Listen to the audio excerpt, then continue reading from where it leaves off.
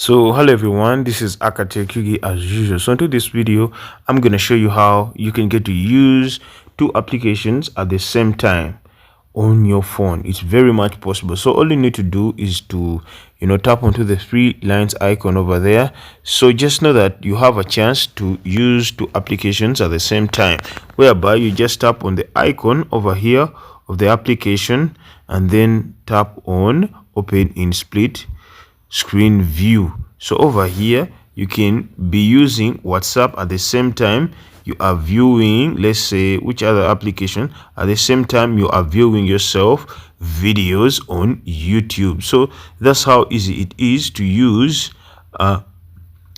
two applications at the same time. As you're seeing now, videos are playing on YouTube at the same time I can get to send a message on WhatsApp. So that's how easy it is. So if the video has been of great help to you, kindly leave a like onto this video. You can even go ahead to share it to your friends. Thank you.